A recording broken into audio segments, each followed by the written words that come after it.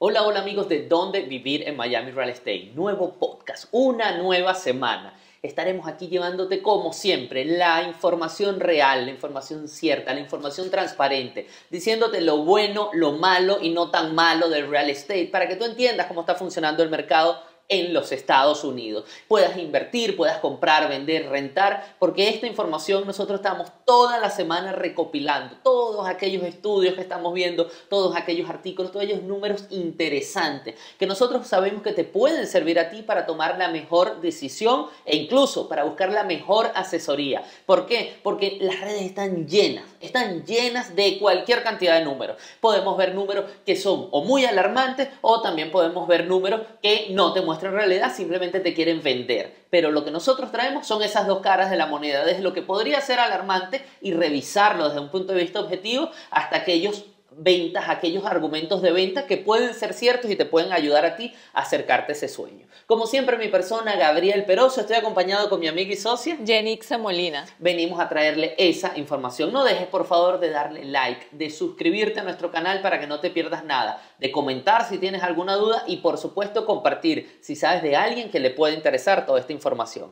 Entremos en materia, Jenny. Así es. Tasas de interés. ¿Qué tenemos para esta semana en tasas de interés? Tengo aquí, vamos a compartir pantalla.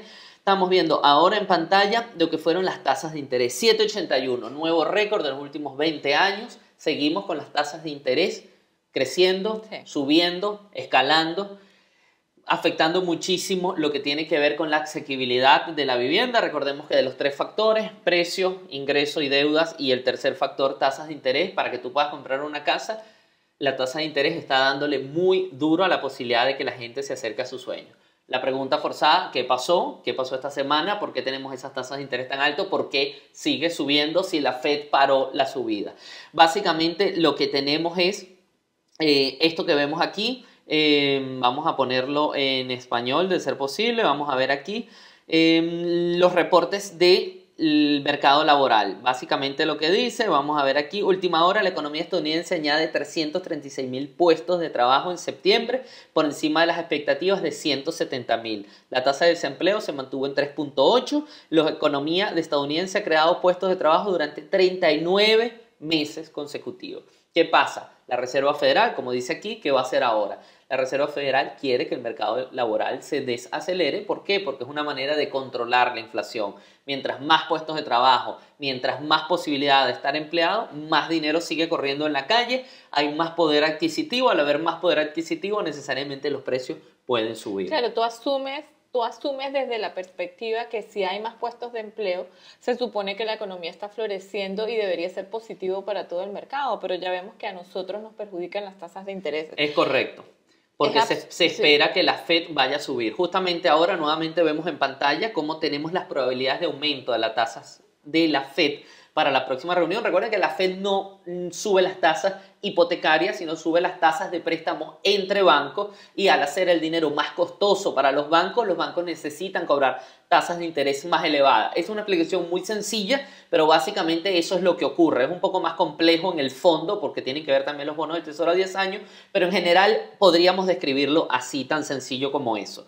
Estamos viendo que para la reunión de noviembre se esperan un 71% de probabilidades que las tasas se mantengan igual y se mantengan así hasta junio del 24. Ya en julio se espera que vayan a bajar. Entonces, la incertidumbre se va a mantener desde hoy hasta lo que tiene que ver en junio del año que viene. Vamos a seguir con unas tasas hipotecarias bastante fluctuantes, pero necesariamente entre los 7 y ahora nos atrevemos a decir que quizás en algún momento sobrepasando los 8. Y si la Fed va a mantener las tasas de intereses, ¿qué nos puede ayudar a que bajen? Que nos puede ayudar que baje la tasa hipotecaria, sí, la tasa que hipotecaria. El mercado, veamos que si hay una desaceleración de lo que tiene que ver con la inflación, si la Fed mantiene sus tasas de interés y la inflación comienza a bajar y se da un escenario, recuerda que hay un escenario que se esperaba que fuese de recesión. En el escenario de recesión la Fed lo descartó de palabra, porque al final no saben qué va a pasar. Sin embargo, justamente les traía este gráfico. Al descartar escenario de recesión, ahora se habla de un aterrizaje suave que va a permitir que la inflación baje. Las tasas de interés podrían ir, el mercado ganando confianza y las tasas hipotecarias ir descendiendo. No vamos a ver mucho descenso hasta que la Fed no empiece a bajar, pero por lo menos podemos ver una estabilidad en el 7, entre 7 y 8. Justamente, mira, el mercado está tan complicado, Jenny, que en pantalla les muestro. ¿Quiénes piensan que la recesión viene? Vamos a ver, esto es un porcentaje de cómo se está viendo la posible recesión. La Fed piensa en un 0% que va a haber una recesión en los próximos meses. O sea, ellos ya descartaron el escenario de recesión. El yield curve es aquí abajo justamente lo dice, es un modelo de estimación de recesión que tiene la Fed de New York en base a 10 años y con los bonos del tesoro, en base a los bonos del tesoro de 10 años y cómo ha sido su comportamiento en 3 meses. Ese yield curve, que básicamente es inteligencia artificial, dice que en un 61% puede haber recesión, según el escenario económico actual. Los economistas piensan que es un 48%. Los consumidores, la calle, piensa que es un 69%. Goldman Sachs piensa que es un 15%, como el C-Suite. O sea, el C-Suite, esto que ven en amarillo, quiere decir las corporaciones o gente ligada al sector privado. Goldman Sachs un 15%, Bank of America entre un 35 y un 40% de posibilidades. Y los CEOs de las empresas, 84%. O sea, podemos ver cómo es la diferencia entre los CEOs que piensan en un 84% y la Fed diciendo 0%. Tan complicado es el mercado en el post-pandemia. Luego de la pandemia, es tan extraño lo que ha sucedido en la economía que aquí podemos ver cómo uno CEO piensa 84 y el staff o la gente que está dentro de la Fed piensa que es el 0, pero la inteligencia artificial piensa que es el 61. Es complicado. Claro, y el consumidor piensa que es el 69%, que son todas las personas que nos están viendo. O sea, el consumidor piensa que el 69% de ellos piensa que hay posibilidades que haya una recesión, y de hecho eso también está causando mucho de las cosas que vemos en el mercado, de que personas están quedándose rezagadas, no pueden y algunas no quieren comprar. Sí, cuando a mí me preguntan, ¿viene recesión? ¿Se compra? ¿No se compra? Ayer justamente hablaba con una persona de Brasil ligada al mundo bancario y dice, ¿compro? ¿No compro? Necesito comprar, le nació el segundo niño, necesita una vivienda más amplia.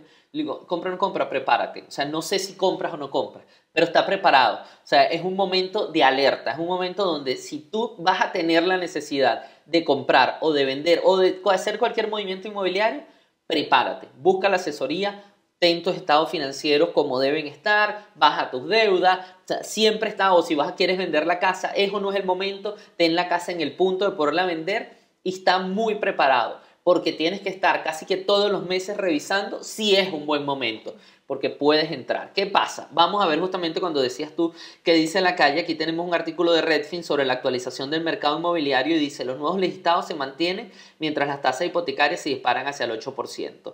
Dice, las tasas hipotecarias, esto tiene que ver con el pago mensual, cómo está influyendo estas tasas tan altas en el pago mensual de las personas que van a comprar ahora. Dice, las tasas hipotecarias alcanzaron esta semana su nivel más alto en 20 años, elevando los pagos mensuales de vivienda de los compradores a máximos históricos. Un comprador con un presupuesto mensual de $3,000, por ejemplo, puede permitirse una casa de $419,000 con una tasa hipotecaria de 7.7.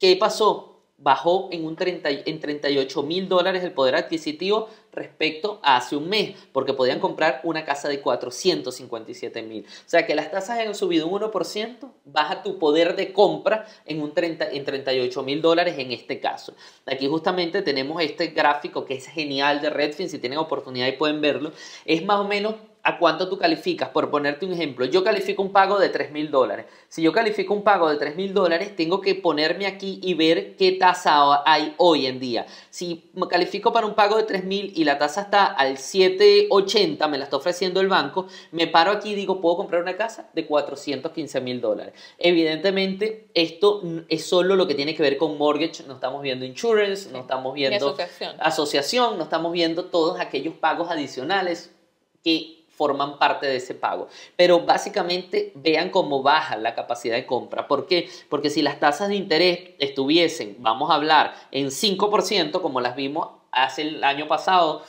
o lo que fue normal durante los últimos 15 años, estamos hablando que podrías comprar una casa de $500,000. Entonces estamos viendo cómo pasas de comprar $500,000 a comprar 420,000. Este es un artículo de Redfin súper interesante para que ustedes puedan hacer sus cálculos y vean transparente qué es lo que pueden comprar. No es lo que me dijo mi amigo, lo que me dijo mi primo, lo que me metí en una página que puse 4 datos y me lo dio. Estos son datos bien precisos de cuál es tu poder de compra. Sí, muy interesante y gráficamente podemos ver qué tanto nos perjudica el aumento actual de las tasas de intereses cuando somos compradores. Esa gráfica a nosotros nos gusta mucho para que ustedes la utilicen como herramienta. Correcto, es así. Seguimos con esto lo que tiene que ver con tasas de interés, poder de compra con precios de inventario. ¿Tienes algo de precios de inventario que quieras compartirnos? De precios e inventarios, tengo un artículo que habla de la recesión inmobiliaria, el estilo que tenemos hoy en día. Les traigo un artículo de Fortune que habla hace una similitud del tipo de recesión o de qué es lo que está sucediendo actualmente en el mercado. Y te trae las diferencias entre lo que sucedió en el 2008 y lo que sucedió en los años 80. Y realmente dice que lo que está sucediendo hoy en día en el mercado inmobiliario es muy similar a lo que o lo que sucedió en el 1980. Entonces les leo el artículo, dice, los pesimistas del mercado inmobiliario han estado haciendo sonar la alarma durante años sobre un colapso inminente en el mercado inmobiliario. Sabemos que al principio de todo esto que está sucediendo en el mercado, las personas decían que existía una burbuja que en algún momento iba a explotar y que sonaba mucho lo que sucedió en el 2008, cosa que al pasar el tiempo nos hemos dado cuenta que no es así. No es así, esto no es lo que está sucediendo en el mercado. Estamos hoy en día viendo las tasas hipotecarias más elevadas, como tú lo dijiste, desde hace 23 años no veíamos tasas en este monto y tenemos las tasas hipotecarias elevadas y tenemos los precios elevados. Las personas piensan que en algún momento los precios van a caer, cosa que por la estructura del mercado no va a suceder. Se parece mucho a lo que esto sucedió en 1980 y el artículo nos explica. Dice, nosotros tuvimos el precio más alto de las propiedades en junio del 2022 y aunque los precios cayeron un 5% desde ese máximo enero de este año, aún los precios de la vivienda se mantienen similares al máximo de junio pasado. Dice, las turbulencias del mercado inmobiliario debido a las altas tasas hipotecarias hacen que vuelva a la mente el 2008, pero es 1980. Si analizamos las recesiones inmobiliarias anteriores, creemos que la década de los 80 es una mejor analogía para el mercado actual que la crisis inmobiliaria del 2008. ¿Qué pasó en el 2008? Rápidamente lo describo. El problema del 2008 más que todo fue un problema bancario, de problemas de calificación, las personas no se calificaban bien y las casas iban hacia arriba en precios y cuando se destapó el problema bancario, todo cayó, las personas no estaban calificadas y todo se vino al piso. ¿Qué pasó en 1980? En 1980 sucedió algo muy similar acá y el artículo nos lo dice. Dice en 1980 el aumento del índice de precios del consumidor alcanzó un máximo alrededor del 14% en 1980, elevando las tasas hipotecarias al 18%. Esto provocó una grave caída en el mercado inmobiliario en que las ventas de la vivienda y los niveles de construcción se desplomaron. Sin embargo, los precios nacionales de la vivienda en realidad se mantuvieron estables. ¿Qué es lo que está sucediendo hoy en día? El precio medio de venta de viviendas en Estados Unidos era de $64,700 e incluso después de casi duplicar las tasas de intereses, esa cifra aumentó a $69,400 en el segundo trimestre de 1981, que es exactamente lo que está sucediendo ahora. O sea, a pesar de lo que está sucediendo con las tasas hipotecarias que han aumentado desde el 3% que estaban a casi un 8%, los precios no han caído.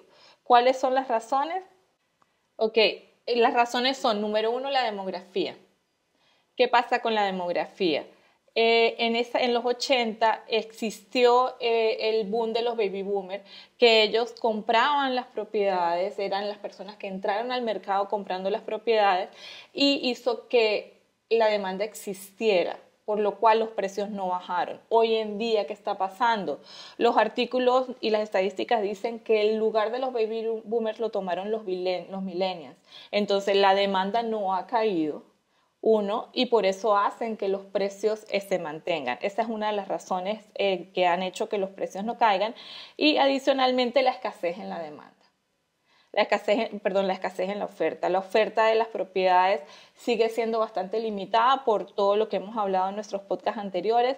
Los intereses, las personas están atadas a los intereses bajos y simplemente no quieren mudarse a otras propiedades, por lo cual también existe poca oferta y al haber poca oferta, pues los precios continúan aumentando. Entonces es una analogía bastante importante el hecho de que sepamos, ya es un criterio, es algo que está explicando el Bank of America, economista del Bank of America, que dicen esto no se parece al 2008, se parece a 1980. Correcto. Justamente reforzando eso, nuestro equipo de investigación de dónde vivir en Miami nos trae dos artículos. Vamos a hablar del primero, que tiene que ver justamente del precio de las casas que no están cayendo, lo que pasó en 1980-81. Y aquí vamos a ir directamente a la gráfica para no perder tiempo. Pueden ver el artículo en nuestro blog y tenemos un podcast solo sobre este tema. Habla cambio porcentual en el valor de las casas. ¿Cómo cambiaron porcentualmente el valor de las casas? Estamos viendo enero 2022 hasta julio del 2023 y tenemos a Zillow, uno de los más grandes proveedores tanto de data como de ventas de vivienda, porque al final ellos tienen una base de datos nacional, Black Knight, un software de estudio justamente de lo que tiene que ver con el sector hipotecario, y Freddie Mac, un banco de segundo nivel o una institución de segundo nivel afianzada por el gobierno. Y ellos hacen el estudio de precios y dicen, desde enero de 2022 aquí vemos cómo en julio del año pasado, cuando la Fed empezó a subir las tasas, comenzó un descenso de precios que en su máximo Black Knight dijo que había caído un 1.1%, o sea, imperceptible casi. O sea, estamos hablando de que una vivienda de $500,000 quizá bajó $5,000, $10,000, no más que eso, o sea, realmente muy poco.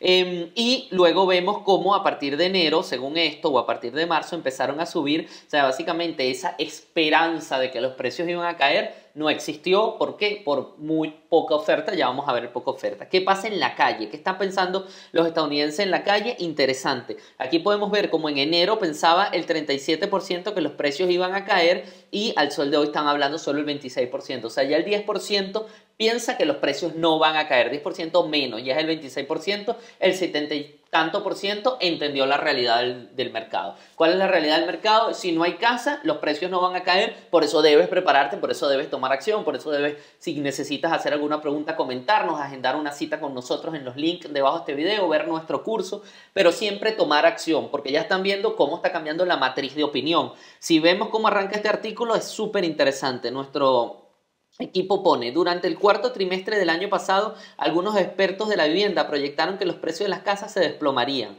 Los medios de comunicación corrieron con esos pronósticos y publicaron titulares que pedían pesimismo en el mercado de la vivienda. Toda esta cobertura de noticias negativas hizo que mucha gente tuviera dudas de la fortaleza. Ya vemos cómo la matriz de opinión volvió a cambiar, porque justamente cuando sale una chispa de algo malo, se va a difundir muy rápidamente. Pero cuando va cambiando la matriz de opinión, para no ganar, como no se ganan titulares con noticias como esta, realmente se acalla. Pero si tú estás viendo este material, puedes entenderlo y puedes ver que te estamos trayendo la realidad de lo que está sucediendo en el mercado. El segundo artículo... Sí, mira, vengo al segundo artículo que es... bueno, tú vas al segundo artículo tuyo. Sigue adelante. Voy al segundo artículo, sí, porque está concatenado con el otro. Dice, explicando la oferta baja de vivienda de hoy. Justamente es el otro lado de la moneda. ¿Por qué hay esa oferta baja? Y esa oferta baja, igual de nuestro blog, es la falta de construcción en largo tiempo. Aquí podemos ver cómo esto está expresado en miles. Desde 1970 hasta el 2020 o el 2022 tenemos como 14 años consecutivos hemos estado por debajo del promedio de 52 años de construcción de viviendas unifamiliares.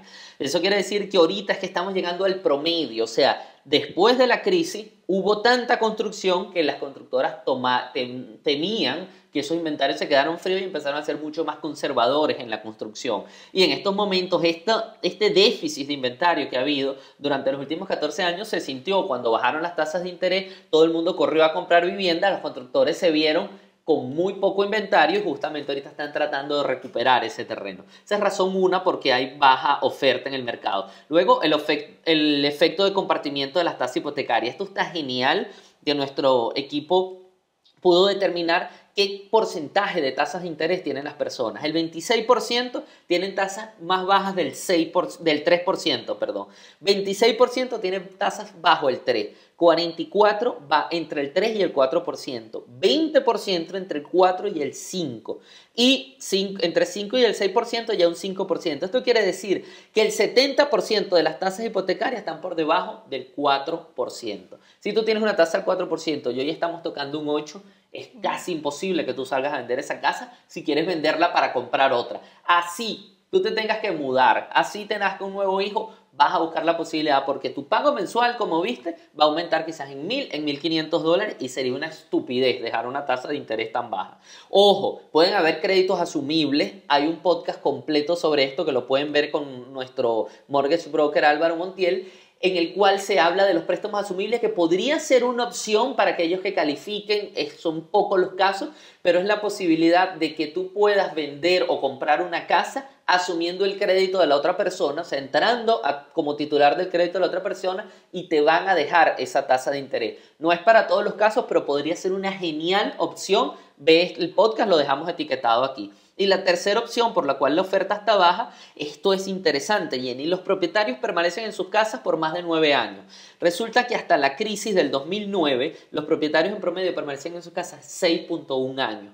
Luego de la crisis, los propietarios están permaneciendo en sus casas en promedio 9.3 años. O sea, cambió un comportamiento en masa de lo que son propietarios de vivienda, y ya no se mudan cada 6 años, sino se mudan cada 9. Esto también está haciendo que la gente, vamos a decir, en general, el comportamiento social está haciendo que tú no tengas unas ansias por cambiar de vivienda como lo tenías antes del año 2009. Tenías, quiero otro cuarto, quiero otro patio, quiero más cerca del mar, etc. Eso como que bajó un poco la ansiedad. Y yo creo que después de la pandemia también ha habido niveles de baja ansiedad, porque la pandemia generó tanta ansiedad que el post-pandemia creo que ha hecho que la gente no tenga esa urgencia de querer cambiar, de querer moverse, sino como que cada quien reubicó y también entendió que en la vida hay circunstancias que cambian y no necesariamente hay que correr de una casa a otra. Esto es lo determinó nuestro equipo de investigación de dónde vivir en Miami. Interesante, muy interesante esa analogía. Sí. Interesante, no lo sabía. ¿Tienes otro artículo ahí? Sí, les presento un artículo de Silo que habla de las perspectivas del mercado inmobiliario en otoño. Dice, se perfila como más frío este otoño, inclinando el poder de negociación hacia los compradores. ¿De qué habla el artículo? Y ellos están viendo lo que queda de año, del 2023, qué es lo que puede suceder. Y usualmente cómo se mueve el mercado en condiciones normales. El mercado de verano, desde que termina o desde que junio, julio, agosto, el mercado comienza a decrecer. Las ventas hasta llegar a diciembre, cuando se vuelven a acelerar.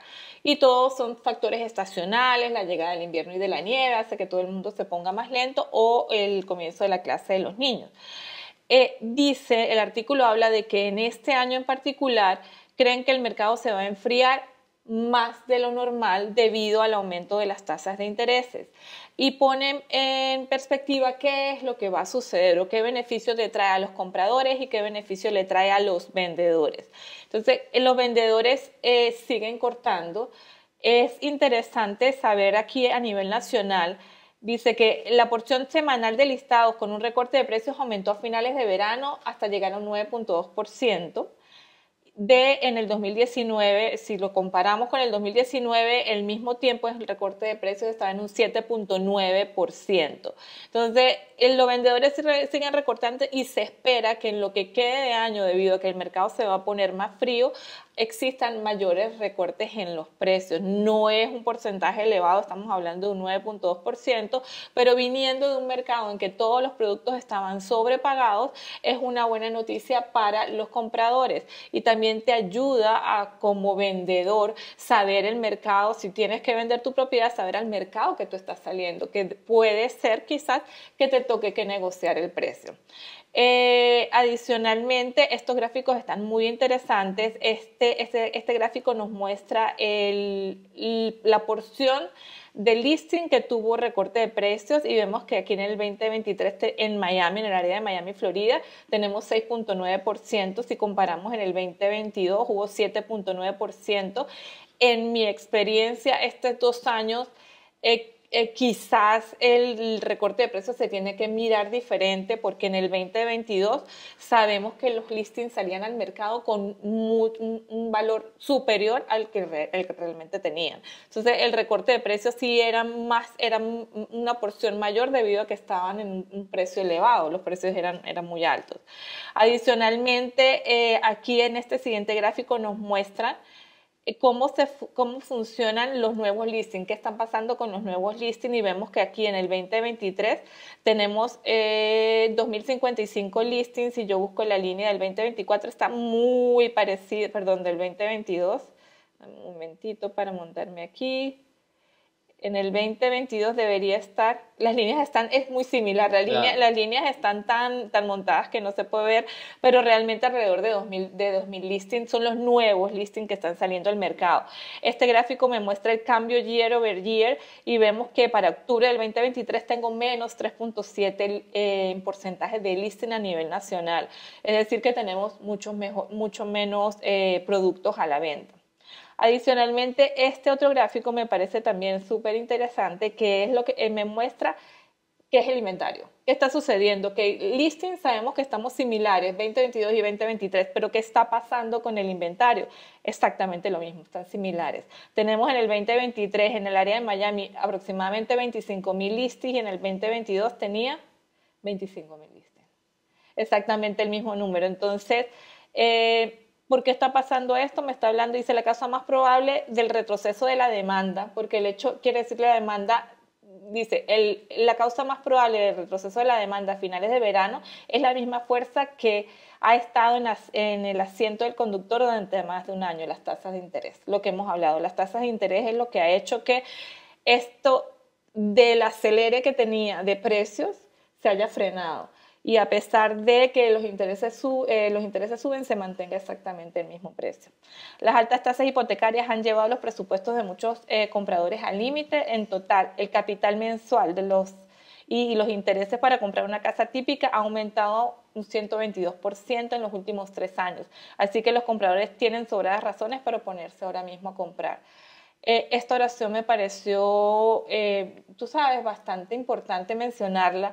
El hecho de que hace 3 años teníamos una capacidad de compra X y hoy en día el aumento ha sido de 122%. Realmente la pandemia ha traído un cambio en la asequibilidad y en el mercado inmobiliario bastante grande y bueno, es algo a lo que nos tenemos que adaptar todos.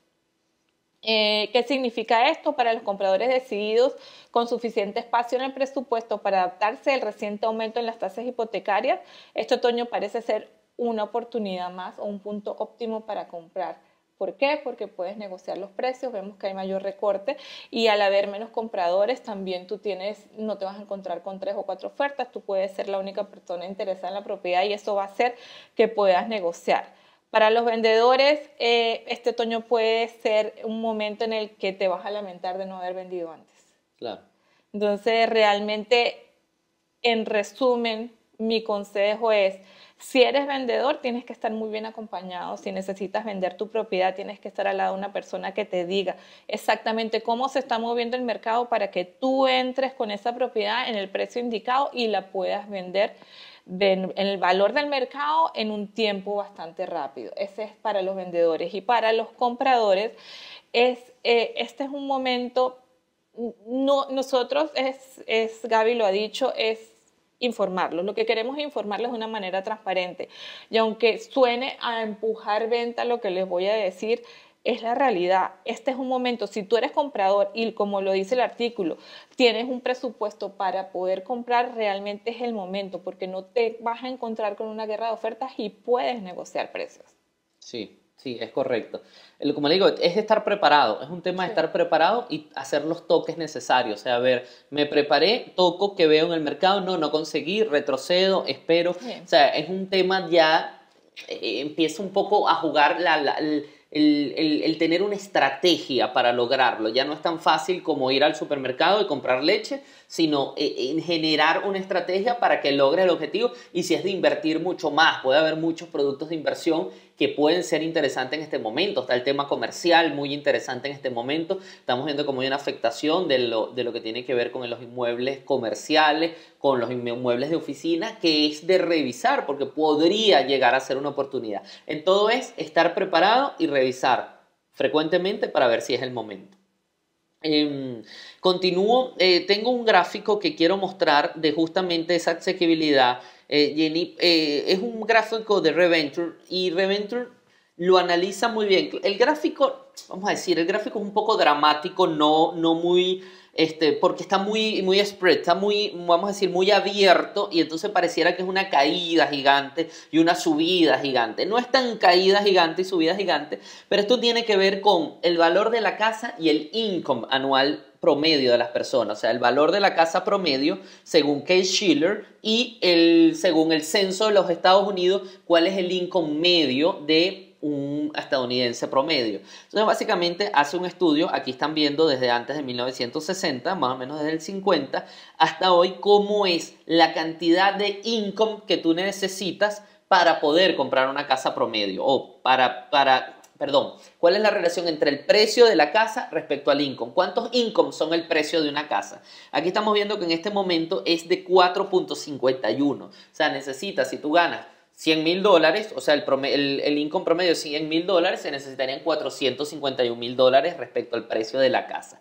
Básicamente ese es el gráfico. Entonces aquí vemos, vamos a decir, qué tan lejos o tan cerca ha estado el income anual del precio de una casa promedio. Entonces, vemos que en los años 70 y tanto, llegó a 250, o sea, eran 250 income anuales necesarios para pagar el precio de una casa. En los años 2000, 90 y tanto, llegó a 274. Ya en la década del 2010 al 2020, lo menos que estuvo fue 319. Aquí fue donde vino la crisis, justamente que subieron los precios, como tú dices, por un tema, pero ya por tema burbuja, y aquí subió por un tema de bajo inventario, en el cual subieron los precios muy elevados. Pero aquí seguimos viendo lo difícil que está y lo lejos que está. Este es el tipo de noticias buenas o malas que nosotros queremos compartirle, porque efectivamente es complicado comprar cuando necesitas 4 ingresos y medio promedio anuales para comprar una casa. Entonces, claro, ¿qué puedes hacer aquí?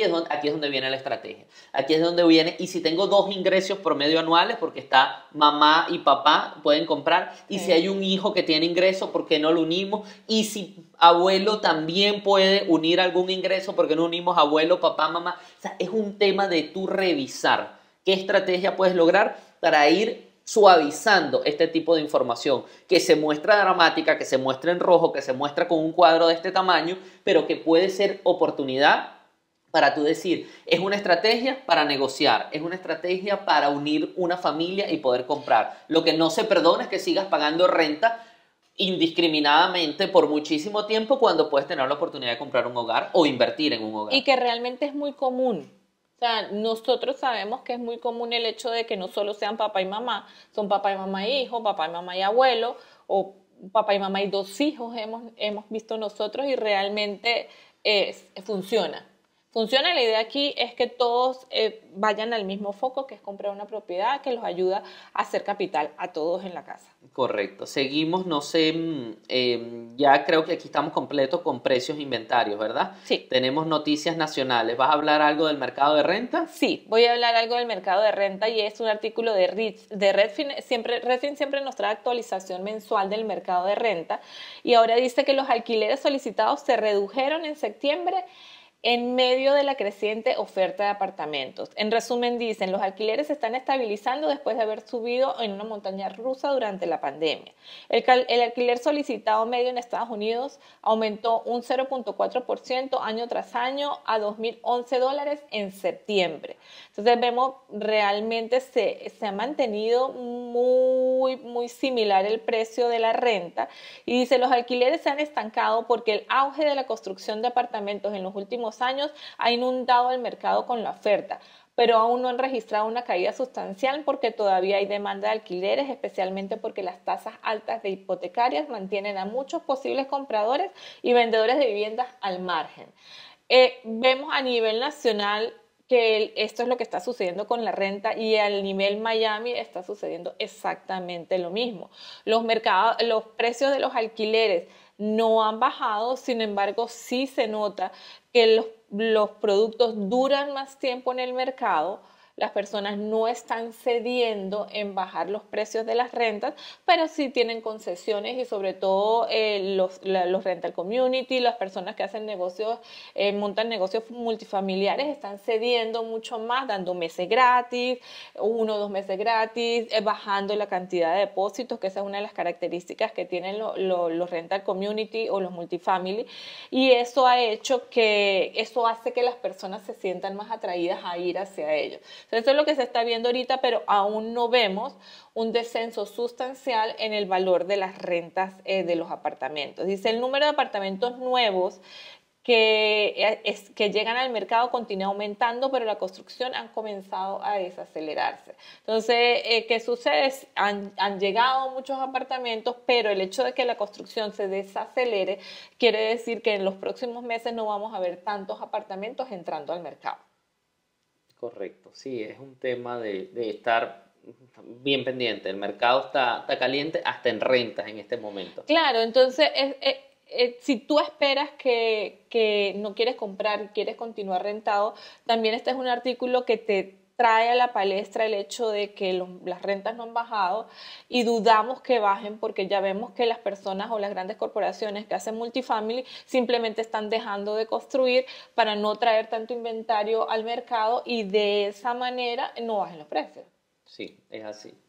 Me gustaría yo compartir algo que tiene que ver justamente con noticia nacional, porque es un tema interesante que nos trae Wall Street Journal y es cómo está mejorando o cómo hay una empresa que es Intercontinental Exchange, está tratando de cambiar cómo funciona el mercado de los créditos hipotecarios. Ellos lo describen muy bien porque dice que se ha gastado 23.000 millones de dólares para reformar las torpes tuberías del mercado hipotecario. Básicamente es el proceso de cómo una hipoteca se genera en los Estados Unidos. O sea, desde que tú haces una solicitud de hipoteca, ¿qué pasa tras bastidores? ¿Qué pasa en el back office, en la parte de atrás, para poder aprobarla? Dice, voy a empezar en la parte aquí de atrás, justamente dice que una hipoteca hoy en día se necesitan de 30 a 45 días para cerrar una hipoteca promedio, según la Asociación de Banqueros Hipotecarios. El proceso es lento, en parte porque los bancos revisan una gran cantidad de documentos para aprobar un préstamo. Incluso, a pesar de que estamos en los Estados Unidos, parte del proceso se hace en papel, porque resulta que no hay una integración entre sistemas, entre generadores de los créditos, o sea, el que recibe las solicitudes, los que revisan las solicitudes, los que terminan aprobando las solicitudes, luego los que administran esos créditos y luego si hay una venta en el mercado secundario. Todos esos sistemas no se terminan de comunicar y hace que todo sea lento, todos revisan el proceso y en esa revisión y en esa lentitud se van hasta 45 días cuando pareciera absurdo con toda la tecnología que tenemos hoy. Esta empresa justamente, Intercontinental Exchange, está hablando de que cerró el mayor acuerdo hipotecario hasta el momento, la adquisición por 11.900 millones de dólares del proveedor de software Black Knight.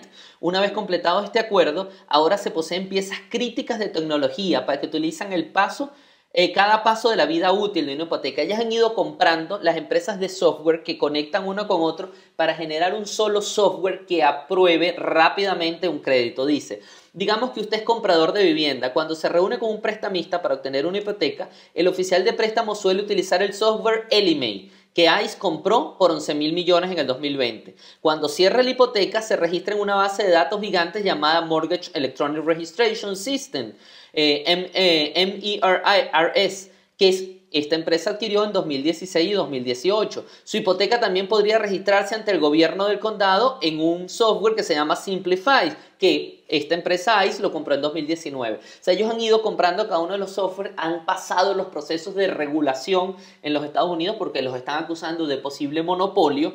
Pero ¿qué pasa? Básicamente ellos dicen, esto no es un monopolio. Nosotros lo que estamos es interconectando y ayudando a que todos esos software vayan a tener una sola línea de comunicación, que al momento de tú solicitar un crédito, todos se comuniquen y en unos pocos días se pueda tener una aprobación electrónica. Y ellos lo que dicen es, esto lo que va a llamar es que otra gente monte software integrados de la misma manera y existe una real competencia. Nosotros no estamos monopolizando, lo que estamos es solucionando un problema que no debería existir en el país, en el primer país del mundo, como los Estados Unidos. Maravilloso. Eso es una buena noticia para los que hacemos real estate y para ustedes, porque tú lo sabes, Jenny, muchísimas veces. En 45 días cambian las condiciones del mercado, cambian las tasas de interés y cuando la persona va a llegar al momento de cierre, se le hace súper complicado porque en 45 días muchas cosas pueden pasar. Es una locura y realmente esto te ayuda a que mientras más rápido surja cualquier vacío en la solicitud del préstamo, más rápido tú como comprador tomas decisiones, sueltas la casa si la tienes que soltar que está bajo contrato, simplemente arreglas tu situación. Es correcto. ¿Qué más tenemos? ¿Tú tienes una otra noticia nacional? Sí, yo tengo una noticia buena que es un artículo de Florida Realtor que dice el cambio en el puntaje crediticio podría ayudar a millones de compradores y habla sobre una propuesta que hay de la Oficina de Protección Financiera del Consumidor donde dice que ellos quieren borrar la deuda médica de los informes crediticios y de las decisiones crediticias porque este tipo de deuda tiene poco valor predictivo.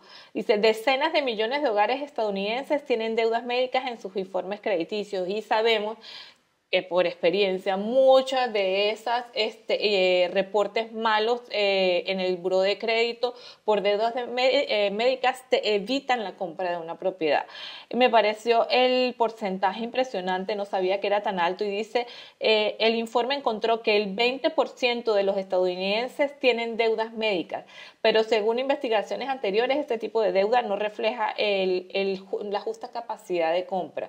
Los problemas médicos suceden y sabemos que es un costo bastante elevado y en muchas ocasiones tú no puedes pagarlo, se va al buró de crédito y evita que tú puedas comprar casa. Sin embargo, esta deuda no predice o no guarda una relación directa con tu capacidad de comprar una casa y por ese motivo no consideran justo o adecuado que aparezca en el reporte de crédito. La propuesta es eliminar las facturas médicas de los informes crediticios, número 1. Número 2, evitar que los acreedores dependan de las facturas médicas para tomar decisiones. Y número 3, detener las prácticas coercitivas del cobro. Sabemos que muchas personas collection simplemente llaman a las personas y le dicen, bueno, mira, si no me pagas te voy a reportar al buró de crédito y esa práctica la van a detener. Dice la propuesta no impediría que los acreedores obtengan información sobre facturas médicas para otros fines, como verificar las deudas médicas o para evaluar solicitudes de préstamos médicos. O sea, te van a poder verificar si tienes deudas médicas, sí, si tú vas a pedir otro crédito médico, pero no va a afectar para que tú compres una casa. Me parece, ellos están solucionando el problema del 20% de la población estadounidense para que puedan quitarse eso del buró de crédito y poder comprar. Eso está muy buena noticia, pero es una propuesta. Es una propuesta. Hay que ser transparente, es una propuesta, es algo que no está pasando aún. Esperemos que llegue a tiempo a ser norma de manera de que pueda ayudar a ese 20%. Sí, sí. Creo que ya salimos de lo que tiene que ver con noticias nacionales. Tenemos en noticias locales, tú traes unas estadísticas y yo traigo otras. Cuéntanos qué estadísticas nos traes tú. Todas las semanas nosotros les presentamos el análisis de la absorción del mercado para el condado de Miami-Dade y el condado de Broward, tanto en condos como en single family home. ¿Qué es una absorción del mercado? Es la capacidad que se tiene de consumirse los listings que tenemos activos en un determinado tiempo. Nosotros analizamos 4 semanas. ¿Dónde estamos? Estamos en condo en un 60% y en single family en un 77%. ¿Qué es las condiciones normales en un mercado en equilibrio? Entre un 15 y un 20%. Como vemos, los números están bastante lejos aún de estos porcentajes. Sin embargo, hemos visto desde que comenzamos nuestro análisis alrededor de junio que han venido decreciendo los números y poco a poco se están acercando al valor regular. Esta semana, en comparación de la semana pasada, le dije a Gabriel, es básicamente estable, no ha sucedido mayor cambio. Venimos del 61% condos y 61% condos y 77.4% single family a 60.51 condo y 77.23 single family. Básicamente estamos igual. Sí, esta semana estaba muy even, muy igual. También sabemos lo que pasó con las tasas de interés, Sí. esa subida a 7.8. La expectativa de qué está pasando, te aseguro que ha mantenido al margen a compradores y a vendedores. O sea, el mismo que va a vender dice, vamos a esperar un poco, está complicado el asunto, y el que va a comprar lo mismo. O sea, ha sido una semana que creo que todos han estado expectantes, viendo desde la tribuna lo que está sucediendo en el campo para ver qué va a pasar en las próximas semanas y tener un escenario no de certidumbre, pero un poco más cierto. Es cierto. Yo traigo un gráfico, Jenny, que me llamó muchísimo la atención, porque es como ha bajado la cantidad de square feet de las casas nuevas del 2018 a 2023. Estamos hablando de 5 años. Y estamos viendo cómo los constructores han ido reduciendo el tamaño de las casas. Resulta que las casas habían ido creciendo en tamaño, las casas nuevas, desde los años 70 hasta el año 2018. Y del año 2018 los constructores, dado la posibilidad de no comprar que tenían las personas, la poca posibilidad de comprar, han empezado a reducir para poder mantener los precios. Entonces, si yo hago casas más grandes, tengo que subir demasiado el precio, entonces hago la casa un poquito más pequeña y lo puedo hacer. Esa es una estrategia muy común en el mercadeo, incluso se ha puesto de moda.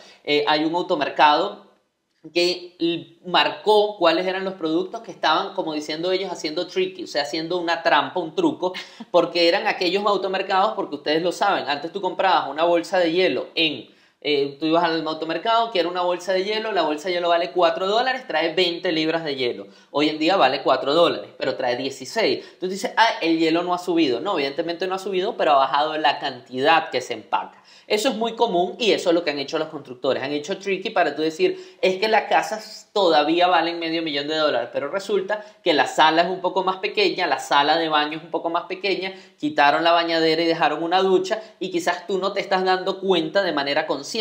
¿Qué pasa? Resulta que Miami es una de las zonas que ha bajado, pero de cierta manera es la que aún se mantiene un poquito más alta. Ha bajado de 3.004 square feet a 2.794 square feet. O sea, ha bajado 200 square feet, que son aproximadamente unos 20 metros cuadrados para aquellas personas que se manejan en metros cuadrados.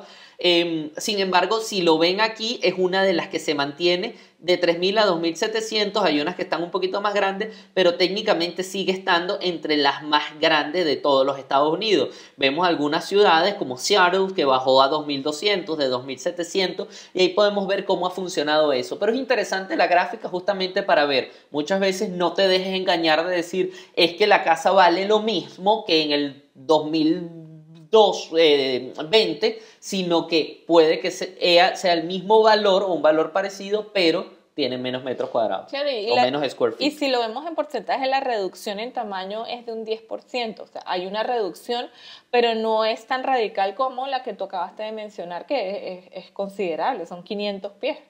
Sí, es bastante, pero permite la asequibilidad. O sea, es un poco, y yo creo que hay un juego interesante, Jenny. Si la asequibilidad es tasa de interés, precio y tu posibilidad de compra, ese tema de precio lo puedes engañar de cierta manera, quizás sacrificando cosas que no necesitabas, porque ese es otro tema. Quizás poniendo una lavadora una arriba de otra y no unas lavadoras grandes con un lavadero que pueda tener unos metros adicionales, o reduciendo un poco el tamaño del comedor formal de una casa, o lo que te digo, quitando la tina de baño y poniendo solo una ducha. O sea, eso puede, quitando un lavamano en la habitación principal. Quizás son temas de comodidades que pueden ser sacrificados por mantener un precio y tú poder entrar a la vivienda. O sea, realmente los constructores no es un tricky del todo, pero hay un juego allí importante que tú tienes que tener la asesoría para saber cómo asumirlo y cómo verlo. Claro, ¿sí? Interesante. Es bastante interesante. Seguimos, ¿tienes un consejo del mercado interno? Sí, tengo un consejo del mercado interno. El artículo realmente cuando lo leí me causó mucha gracia.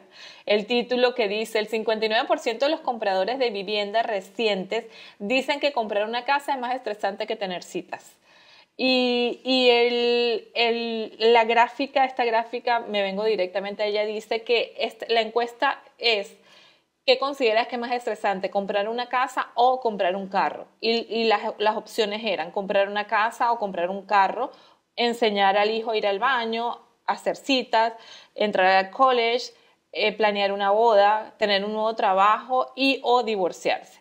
Entonces, realmente es increíble, dice, el 66% considera que es más estresante comprar una casa que comprar un carro, 61% dice que es más estresante comprar una casa que enseñar al hijo a ir al baño, 59% que tener una cita, 58% que ir al college, 51% que planear una boda. Realmente las comparaciones me llaman la atención, sobre todo cuando vengo a analizar. Es importante lo que nosotros decimos que es prepararte. Porque cuando tú te preparas, este nivel de estrés disminuye considerablemente, porque hay muchas cosas que no están escritas y te las trae la experiencia de los asesores que están a tu alrededor. Seamos nosotros los asesores inmobiliarios y también las personas que se encargan del préstamo. El conocimiento y la experiencia de esas dos personas a tu lado te va a traer la reducción considerable de este estrés que vemos en estas gráficas y te va a traer tranquilidad y seguridad a tu transacción. Entonces, el artículo es muy interesante, número uno, porque muestra lo que está sucediendo en la calle, que todo el mundo se estresa a la hora de comprar una casa. Sabemos que es una decisión bastante importante y que por ser una decisión importante nada más comienza a generar estrés, pero tú en tus manos tienes la opción de tomar decisiones y de acompañarte de personas que eviten que lleguen a estos niveles. Correcto, sí, es interesante, pero es un juego psicológico importante allí. ¿Sí? Adicionalmente tenemos, tú tienes algo de lo que tiene que ver con un artículo de Zillow. Ya Veo por aquí, ese ya está mencionado, sí. Perfecto. Entonces vamos a entrar al segmento internacional, ¿correcto? Sí. Invierte en Miami Real Estate. En este podcast de Invierte en Miami Real Estate, en esta parte del podcast de Invierte en Miami Real Estate, queremos hablarte a ti, el inversionista internacional, que muchas veces ves el mercado de Estados Unidos como un mercado imposible, como un mercado complicado. Nosotros venimos a traerte con transparencia, con eficiencia y con muchísimas temas prácticos, cómo llegar a invertir en bienes raíces en los Estados Unidos. Lo que queremos es que tengas tú la información más cierta, más real, más verídica y que puedas tomar la decisión mejor informado. Sabemos que tenemos muchísima información en el mercado, desde viene la recesión, viene una crisis, viene una burbuja inmobiliaria, como también tenemos el que te dice no te preocupes, todo va a estar muy bien, compra en Orlando, rendimientos súper altos, este mercado es el mejor del mundo porque al lado está Mickey Mouse. Eso no son mercados reales, al final es ni lo espectacular ni tampoco lo peor. Hay que llegar a puntos medios porque al final el mundo sabemos que es muy complicado, pero siempre hay oportunidad de hacer buenos negocios. Cuando tú sabes que hay una oportunidad de hacer buen negocio, tienes que escuchar las dos partes, tienes que ver con transparencia quién te está hablando con la realidad. Y eso es lo que nosotros siempre te queremos traer en Invierte en Miami Real Estate y nuestra marca aliada Donde Vivir en Miami. Nosotros queremos facilitarte los procesos. ¿Cómo te facilitamos los procesos? Primero escuchándote. Siempre hay una historia personal que tú tienes detrás de cualquier tipo de inversión. Siempre yo quiero proteger a mi hijo y que estudie en Estados Unidos y tener una vivienda para que él llegue, o yo tengo un capital de mi empresa que lo quiero proteger fuera del país de origen porque es la posibilidad de multiplicar ese dinero, o simplemente yo me quiero retirar en un país que me dé tranquilidad, o yo quiero migrar. Siempre hay una historia personal. Nosotros queremos escucharla, nosotros queremos saber qué tienes tú en tu mente para ayudarte. Recuérdate que todos nuestros consejos y nuestra asesoría es totalmente gratuita. Simplemente cuéntanos cuál es esa historia. Nosotros con la mayor transparencia vamos a llevarte la información que tú necesitas saber y tú tomarás la decisión, pero informado. No tomarás una decisión buscando un video de YouTube aquí, el consejo de un primo por allá, o alguien que te quiere vender porque al lado de Disney todo es oro. No, no es la realidad. La realidad es que tú escuches y tomes esa decisión informado. ¿Cierto, Jenny? Es así. ¿Y qué te transmite a ti cuando tomas esa decisión? Que yo sé que esa es tu parte preferida. Mira, a ustedes inversionistas extranjeros, nosotros les decimos, nuestro objetivo es informarles y decirles qué está sucediendo en el mercado de Miami o del sur de la Florida. El objetivo, y nos hemos encontrado con el común, que el objetivo es proteger capital, proteger la familia, traer seguridad a las inversiones y al dinero que tú tienes en tu banco y que has trabajado durante tanto tiempo. Nosotros estamos aquí para guiarlos y lo que dice Gabriel es escucharlos y saber qué es lo que quieren. Usualmente hay muchísimas propiedades para invertir aquí, pero no todas se ajustan a tus necesidades y no todas se ajustan a lo que tú quieres obtener. Entonces, nuestro objetivo es escucharlos y por eso siempre comenzamos nuestras charlas con los clientes es con preguntas, saber qué es lo que tú buscas y qué es lo que tú quieres para poder presentarte los productos que llenen esas expectativas, que te traigan seguridad y que ayuden a que tu patrimonio se mantenga en el tiempo. Para nosotros va a ser un placer atenderlos. Ya Gabriel le ha dicho, estamos aquí para escucharte. Correcto. Para escucharte y para presentarte de una manera transparente qué es lo que está sucediendo aquí. Sí, y adicionalmente, Jenny, en esta parte del podcast, en la parte internacional, le quiero mostrar de Visual Capitalist, un artículo, una gráfica bien interesante. ¿Cuáles son las principales razones para abrir un negocio en los Estados Unidos? Principales razones del mercado interno de los estadounidenses, por qué ellos abren un negocio.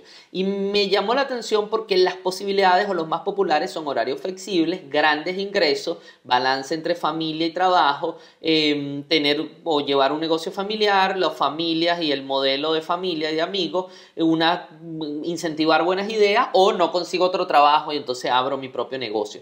Pero aquí en Florida podemos ver cómo la gran razón es obtener un mayor ingreso. En Texas, en Arizona, en Nevada, todos estos estados centrales, pero en Florida es obtener un gran ingreso. Y cuando tú ves que sea obtener un gran ingreso es porque es un mercado de negocios.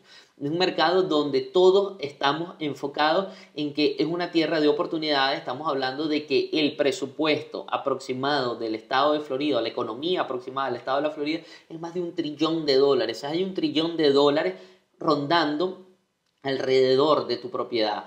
Ese $1 trillón se está moviendo alrededor de tu propiedad. Por eso es tan importante que tú puedas ver cómo proteger capital, puedas tener la asesoría y puedas ver cuál es tu visión de este mercado. Puede ser que quieras algo en renta corta, porque yo quiero una propiedad en Brickell, porque es la zona financiera en Miami y yo soy muy snob y me encanta esa zona y yo lo que quiero es una buena vida nocturna, y puedas tener una propiedad que te garantice la posibilidad de tener un ingreso por rentas cortas y adicionalmente disfrutar tu propiedad. No, yo soy más de la familia y me gusta muchísimo Orlando, los parques, las comodidades, comprar en los outlets.